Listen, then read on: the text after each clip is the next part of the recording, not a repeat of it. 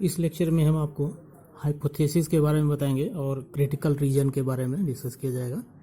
Hypothesis क्या होता है, जैसा कि वर्ड है, हाइपोथेसिस का मतलब होता है गेस करना या एजम्पशन करना। जैसे फॉर एग्जांपल जब किसी कॉइन को टॉस करते हैं तो हम गेस करते हैं कि या तो हेड आएगा या टेल आएगा, ठीक है। इसी को हाइपोथेसिस करते हैं, ठीक है। कोई ज़रूरी नहीं है कि जो हमने हाइपोथेसिस किया यानी जो हमने गेस किया वो सही हो, तो ये गलत भी हो सकता है या सही भी हो सकता है, ठीक है।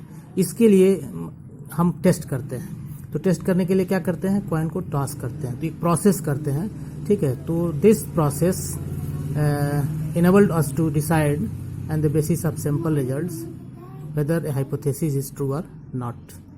This is called test of hypothesis or test of significance, ठीक है। This can be written in the mathematical form as any statement about unknown parameters of the population is called hypothesis. In many circumstances we make assumptions or guess about the population parameters. These assumptions or hypotheses may or may not be true. The procedure which enable us to decide on the basis of sample result whether a hypothesis is true or not is called the test of hypothesis, ठीक है। यह दो तरह का hypothesis होता है। पहला hypothesis होता है नल हाइपोथेसिस। नल हाइपोथेसिस जिसको हम H0 से रिप्रेजेंट करते हैं, H0 से रिप्रेजेंट करते हैं, ठीक है। This hypothesis indicates there is no basic difference between the observed value and expected value. मतलब ये मान लिया जाता है कि जो हमारा गेस है वह बिल्कुल सही है, यानी जो रिजल्ट आएगा और मेरा गेस ये दोनों बिल्कुल सेम होगा, ठीक है। तो इसी को हम नल हाइपोथेसिस कहते हैं, ठीक है। अब इसके लिए भी हम टेस्ट करते हैं। तो टेस्ट करने के लिए हम प्रोसेस करते हैं, ठीक है।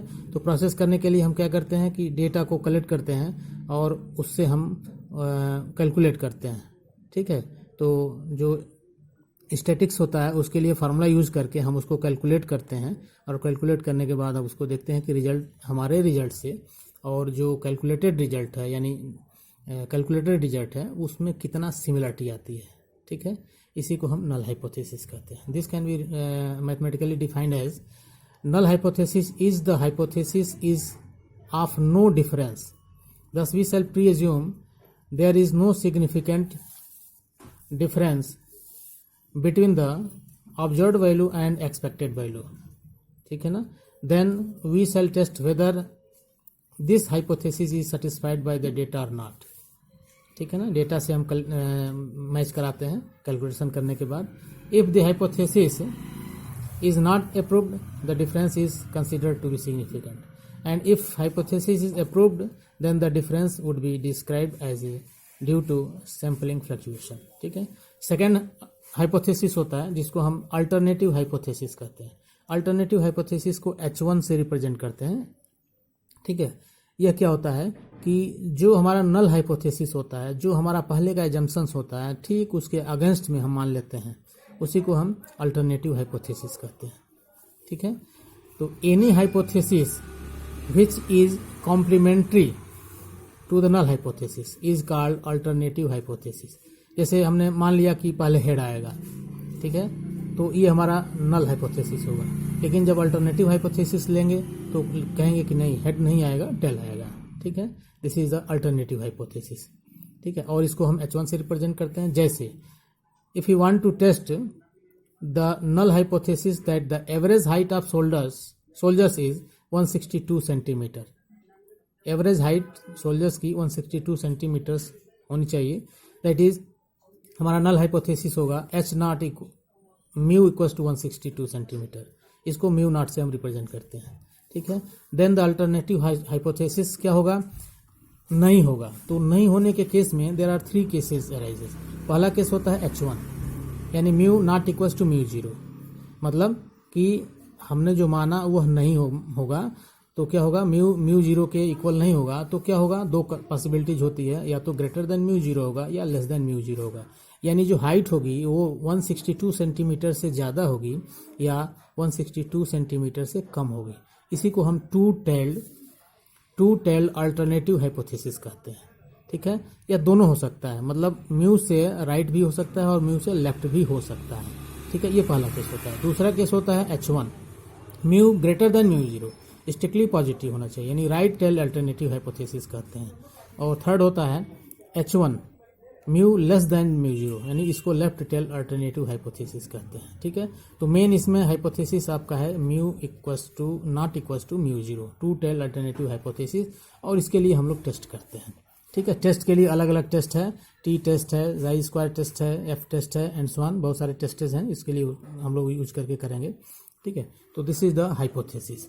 अब आइए अगला टॉपिक है इसमें जो मेन बहुत इंपॉर्टेंट है, क्रिटिकल रीजन और रिजेक्शन रीजन। क्रिटिकल रीजन, ये क्रिटिकल रीजन क्या होता है? जैसा कि नॉर्मल कर्व आप देखे होंगे, यह बेल शेप्ड होता है, फिगर से देखिए, this is the normal curve, ठीक है। नॉर्मल कर्व का मतलब यह z equal to zero line है जहाँ पे मेन मीडियन मोड इक्वल होता है, ठीक है। इस पूरे की एरिया 1 होती है, आपको मालूम है नॉर्मल कर्व में आपको मैं बताया था कि पूरे की एरिया 1 होती है। इससे इधर हाफ की एरिया 0.5 होती है और इधर हाफ की एरिया -0.5 होती है, ठीक है। अब आइए क्रिटिकल रीजन का मतलब हो गया, यह रीजन आप देख रहे हैं जिसको हम z इक्वल टू 1.966 लेते हैं, z इक्वल टू 1.966 ये है, और ये है -1.966, ठीक है। Minus indicates which is left to the z equal to zero line, ठीक है। तो ये जो डॉटेड एरिया जो दिख रहा है, हम इसको कहते हैं क्रिटिकल रीजन। क्रिटिकल रीजन का मतलब हो गया कि जैसे जब किसी डेटा को कलेक्ट करते हैं और कलेक्ट करने के बाद हम ग्राफिकली प्लॉट करते हैं, कैलकुलेशन करते हैं, टेस्ट करते हैं, तो टेस्ट का जो रिजल्ट आता है, वह रिजल्ट अगर इस z इक्वल टू 1.966 के इधर हो जाए या -1.966 के इधर हो जाए, तो हम इसको कहते हैं कि ये रिजेक्शन में आता है, इसको हम रिजेक्ट कर देते हैं, ठीक है ना। ये रिजेक्शन रीजन है, ये डॉटेड एरिया है वो रिजेक्शन रीजन है, और इसके बीच में यानी z इक्वल टू 1.966 से -1.96 के बीच की जो एरिया होती है, यानी कोई भी प्रोबेबिलिटी जब हम निकालते हैं तो इस रीजन के अंदर फॉल करती है, तो उसको हम कहते हैं एरिया ऑफ एक्सेप्टेंस, यानी हमारा हाइपोथेसिस एक्सेप्टेबल है, जो भी हम हाइपोथेसिस एज्यूम करते हैं, ठीक है। And this can be calculated for alpha equal to 5% level. 5% level पे हम इसको कैलकुलेट करते हैं, कॉन्फिडेंस लेवल। 5% लेवल का मतलब 5% 95% कॉन्फिडेंस लेवल होता है, ठीक है। आगे हम अभी डिस्कस करेंगे कि कॉन्फिडेंस लिमिट क्या होती है, ठीक है। सिमिलरली आप इस फिगर को देखिए, इस फिगर को यह अल्फा इक्वल टू 1 लिया गया है, यानी सेम वही कंडीशन, यह एक नॉर्मल कर्व है, इस नॉर्मल कर्व पूरी की एरिया आपकी 1 होती है, यह लाइन z इक्वल टू 2.58 होती है और यह लाइन -2.58 होती है। इसके इधर और इस लाइन के राइट की एरिया को हम रिजेक्शन एरिया कहते हैं, ठीक है, या रिजेक्शन रीजन कहते हैं। अगर प्रोबेबिलिटी अगर इसके अंदर आती है या इसके अंदर आती है, ठीक है, यानी 2.58 से एबव और -2.58 से लो आती है, तो हम उस हाइपोथेसिस को रिजेक्ट कर देते हैं, और इस लाइन के अंदर आती है यानी इस रीजन के अंदर अगर आती है तो हम इसको एक्सेप्ट कर लेते हैं, ठीक है। This is calculated for alpha equal to 1%, ठीक है। 1% का मतलब हो गया 99%, ठीक है। तो ये दो फिगर आपके लिए बहुत ही इंपॉर्टेंट है।